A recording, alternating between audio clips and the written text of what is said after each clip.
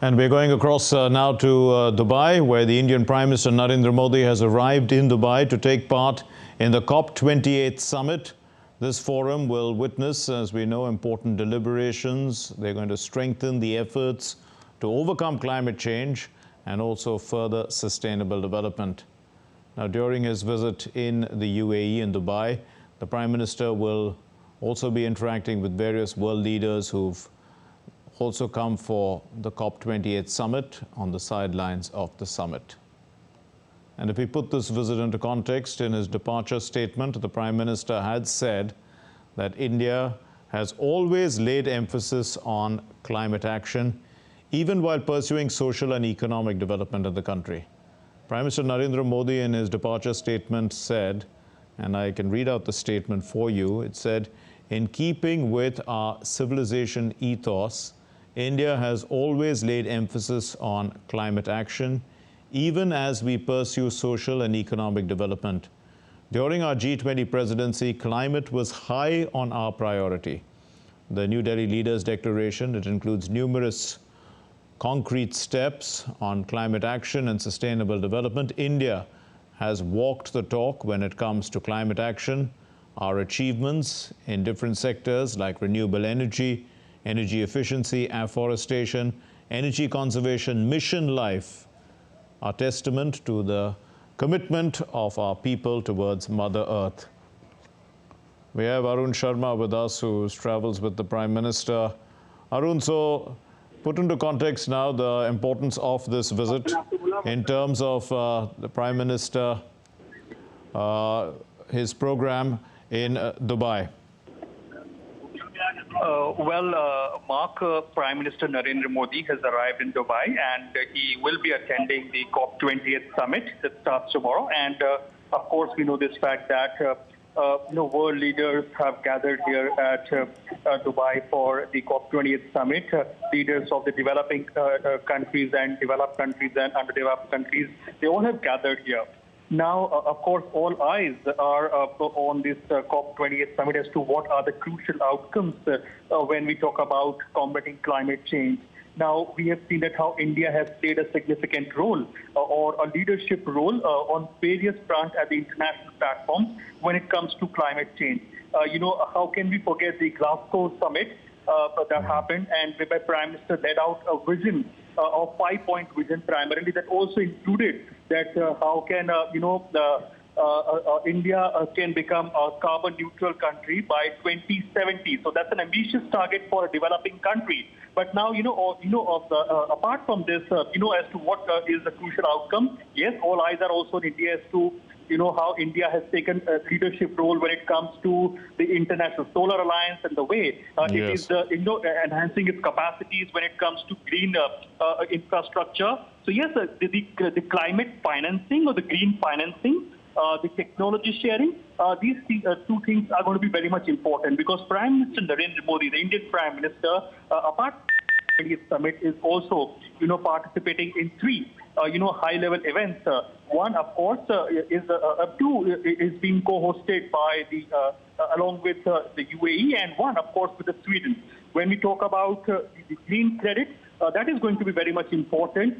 Second, of course, is with Sweden, whereby the focus is as to how can technology sharing can be done, how can the stakeholders can come together of both India and Sweden, from the government setup, from the private setup, and how can technology sharing can be done, because Sweden is much more ahead when it comes to technology in the green infrastructure. And of course, the climate financing or the green financing is going to be the buzzword. Three important, events that Prime Minister Narendra Modi is going to participate, a high-level event, of course. So yes, the way India is led on the international platform when it comes to climate change, all eyes are also on a developing country like India as well.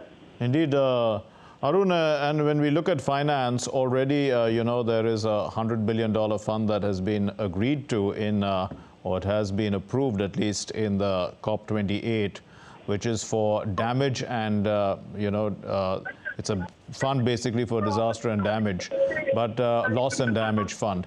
But there's also, as the G20, India had, the G20 countries under India's presidency had said that the world needs about $4 trillion for energy transition. So, I mean, to what extent is that going to be the focus? Because bring the G20 agenda onto the COP28. So, Mark, the idea is, I mean, we know this fact that a lot of, when it comes to UAE, a lot of things are at stake for UAE as well, because, there were questions raised, for UAE, because the largest oil-producing countries are here. And, of course, we know this fact that how can one expect that these countries, when they are host countries, how can they commit on a front foot when it comes to, combating climate change? So we should know this fact that UAE has a $2.3 trillion of sovereign wealth fund. So yes, as far as the financing is concerned, how can various multilateral institutions' outcome can be merged here? And, various developing countries are pushing hard for it as to, how can climate financing can be done. You talked about the damage fund or the loss and the damage fund. Now, this is the, a long pending demand from the developing countries, the underdeveloped countries, because when we talk about developed countries, they have already garnered by developing or, by burning fossil fuels and, of course, putting stake various underdeveloped countries or the island nations. So now, it remains to be seen at how the developed countries come forward. And this is the need of the hour, because what today, the forest fires, the climate change, the cyclones. So all these are the impact of, the climate change, and the world is understanding it today, that the developed countries will have to come forward. They'll have to shell out the money. They'll have to finance it very much hard, so that the planet can be saved. That this is the need of the hour. Because if all countries are not putting in the collaborative effort or approach, nothing can be done as far as climate actions are considered. And India is known for, that collaborative approach. Prime Minister Narendra Modi, the Indian Prime Minister, is known for, that collaborative approach as to how can tough negotiations can be done. Be it G20 summit, we have seen that how tough negotiations were, cleared, in just a few sessions. So we have seen that a lot of hard work is being put in, and of course when a strong leadership is there, when they come forward for negotiations, the hard negotiations are backed as well. The actions are can be seen in results as well. So yes, a lot of eyes are there, and all eyes primarily are there on this COP28 summit that begins tomorrow, where India is also participating.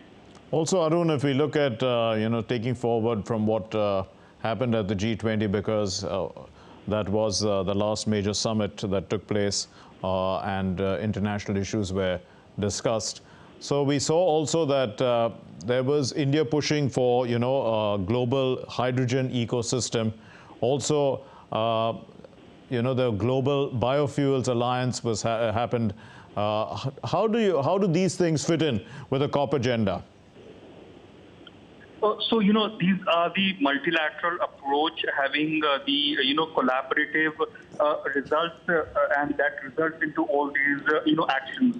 Now, of course, when we talk about, initiatives like International Solar Alliance, that was started by India. And we have seen that how more than 100 countries are, a member to the International Solar Alliance. Also, the disaster resilient infrastructure, we should not forget this fact, because this is the most crucial aspect of the climate change. And under the leadership of Prime Minister Narendra Modi, we have seen that how, the disaster resilient infrastructure is the key word today. And a lot of countries are a partner to it, or a member to it.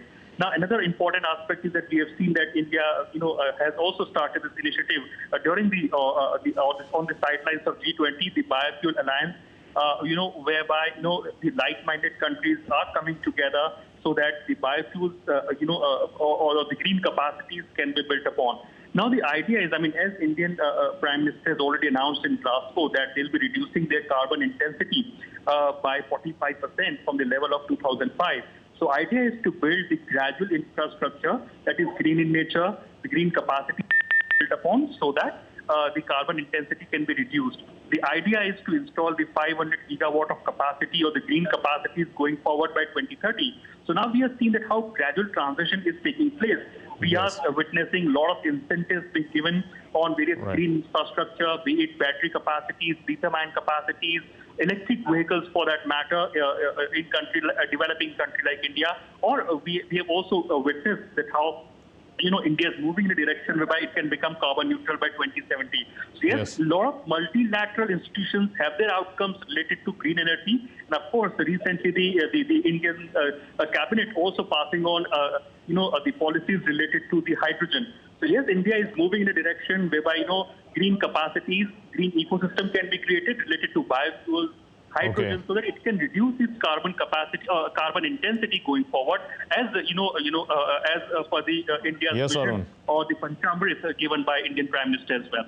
We leave it there, Arun. Thank you for joining us for the moment. We'll come back to you as and when the Prime Minister, when we get next footage of the Prime Minister when he is arriving at the hotel, and there's a large Indian community there waiting to meet the Prime Minister. We will conclude for the moment, but we will return once again later on when the Prime Minister does arrive at his hotel.